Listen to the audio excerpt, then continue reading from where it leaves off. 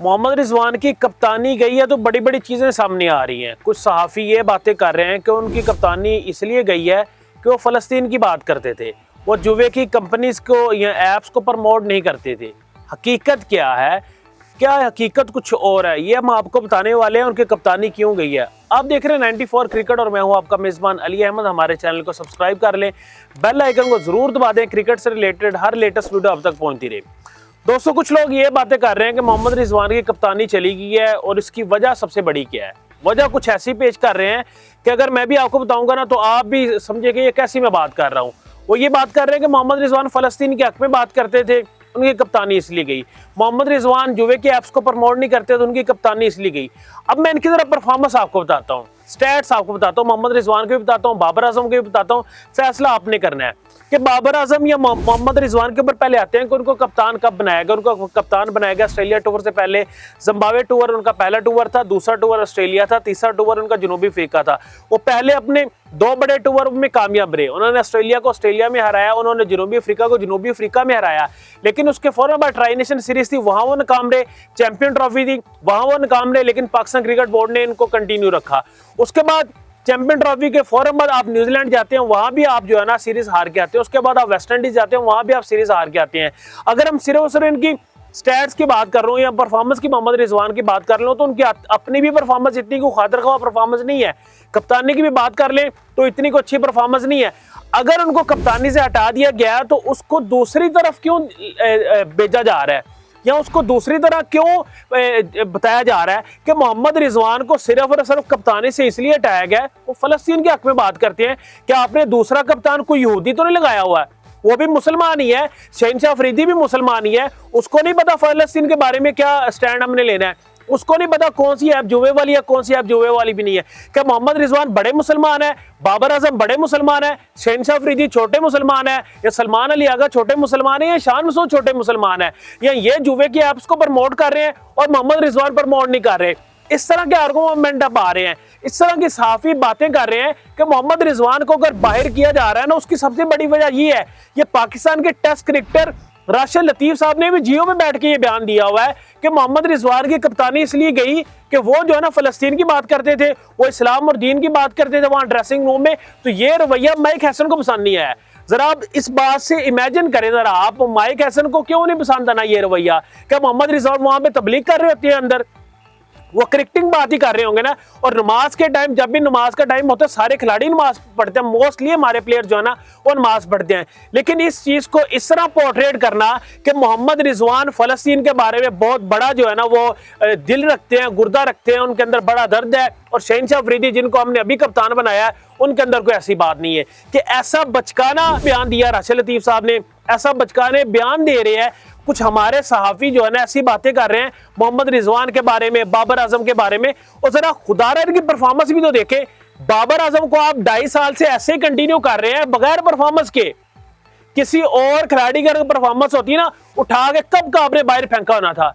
Test cricket के 900 हजरत ने किए हुए अभी तक, और 62 टेस्ट मैचेस उन्होंने खेल ली हैं। वो कल का बच्चा शुभमन गिल आया हुआ, उसने 10 उसने कर लिए। जसवाल के भी 30 टेस्ट मैचेस नहीं हुए, 700 वो टेस्ट क्रिकेट में कर गया है। आप अपना जरा कंपैरिजन तो करें ना। तो आ जाके आपकी परफॉर्मेंस बुरी होती है, करती है आप कुछ है नहीं है। बाबर आजम की परफॉर्मेंस जरा देखें, पहले 2 इनिंग में क्या किया उसने टेस्ट मैच की। एक इनिंग में उसने 23 किया, एक में 42 किया। अब दूसरे टेस्ट मैच की पहली इनिंग में देखे 16 रन किए। अब दूसरी इनिंग आ गया, दूसरी इनिंग में भी देख ले मोहम्मद रिजवान की परफॉर्मेंस देख ले, 150 मोहम्मद रिजवान ने भी किया हुआ है 3 इनिंग में।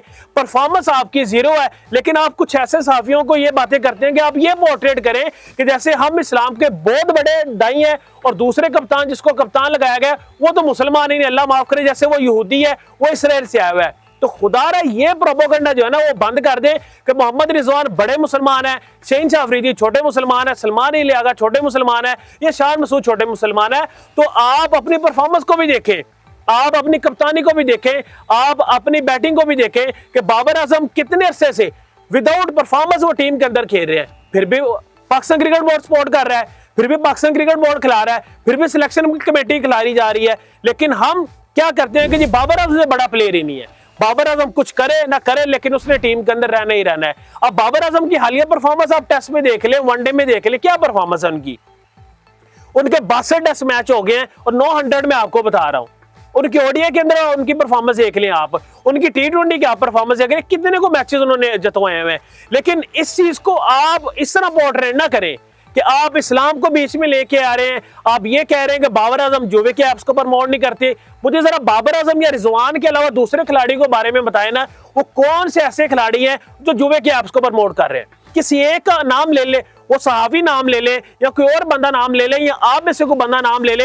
ये सलमान अली आगा ने कौन सी जुवे की ऐप को प्रमोट किया है, शहनशाह अफरीदी ने कौन सी जुवे की ऐप को प्रमोट किया है। और शहनशाह अफरीदी का ससुर शाहिद खान अफरीदी सबसे ज्यादा फलस्तीन के हक में बोलने वाला वो बंदा है। उससे ज्यादा पाकिस्तान के अंदर मुझे नहीं लग रहा किसी ने फलस्तीन के हक में बोला हो। उससे ज्यादा ट्वीट किसी ने नहीं की है, उससे ज्यादा किसी ने नहीं बोला होगा। जितने भी क्रिकेटर्स बैठे हुए हैं, जो लोग बड़ी बड़ी बातें करते हैं जी, वो तो फलस्तीन के हक में बात ही नहीं करती है।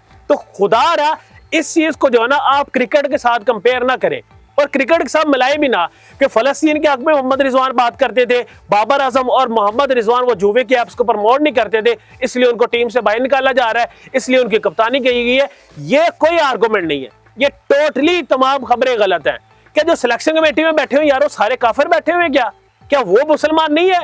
उनको इस्लाम का नहीं पता, उनको दीन का नहीं पता, उनको इन चीजों का नहीं पता कि हमने क्या करना है। कि हमने सिर्फ ठेका उठाया हुआ है या मोहम्मद रिजवान या बाबर आजम ने पूरी दुनिया का या पाकिस्तान का ठेका उठाया हुआ है, इनको सब चीजों का पता है, बाकी तो किसी को नहीं पता है। परफॉर्मेंस जीरो है। लेकिन इनके अब ये इनको जो प्रमोट करने वाले लोग हैं ना, इनकी प्रमोशन करने वाले लोग, बाबर आजम 25 भी कर दे तो लोग कहते हैं वाह वाह देखें क्या 2 चौके लगाए हैं। वो 100 स्किल 60 70 या 80 भी करते तो उसके ऊपर किसी ने बात नहीं करनी है, उसके ऊपर किसी ने कोई चीज हाईलाइट नहीं करनी है। लेकिन ये चीज है कि हम जो चीजें कर रहे हैं ये गलत है। ऐसे होना नहीं चाहिए कि मोहम्मद रिजवान को कप्तानी से अगर हटा दिया गया, ठीक है, अगर उनके साथ गलत भी हुआ है, एक बात कर रहा हूं, लेकिन इस तरह पोर्ट्रेट करना कि मोहम्मद रिजवान फलस्तीन के हक में बोलते थे, मोहम्मद रिजवान जुवे के ऐप्स को प्रमोट नहीं करते थे, मोहम्मद रिजवान ड्रेसिंग रूम में जो है ना वो दीन की बात करते, तो इस वजह से उनको कप्तानी से हटा दिया गया है। तो खुदा रहा इस तरह की बातें ना करें, ऐसे आर्गूमेंट भी ना दें, ऐसी कोई बात ही नहीं है। जो शहनशाह अफरीदी है ना वो भी इसी तरह की बंदा है, वो भी नमाजी परहेजगारी आदमी है, वो भी ऐसा बंदा नहीं है कि वो जुए के ऐप्स को प्रमोट करेगा या वो की और बातें मानेगा। वो भी पठान बंदा है, वो भी इस तरह की बात नहीं करेगा। तो नाजरीन आप भी कमेंट सेक्शन में बताइएगा, ये जो आजकल ये ट्रेंड चल रहा है, खास तौर पे हमारे ट्विटर के ऊपर ये ट्रेंड चल रहा है कि मोहम्मद रिजवान को हटाने की वजह ये है कि वो जुए के ऐप्स को प्रमोट नहीं करते थे, वो दीन की बात करते थे, वो फलस्तीन की हक में बात करते थे, और बाबर आजम भी कोई इस तरह की बातें करते थे जिसकी वजह से बाबर आजम को टी20 में ड्रॉप कर दिया गया। परफॉर्मेंस के ऊपर किसी की नजर नहीं है, लेकिन इन चीजों के ऊपर जो है ना सबकी नजर है। इसके बारे में आपकी क्या राय है, आप कॉमेंट सेक्शन में जरूर बताइएगा।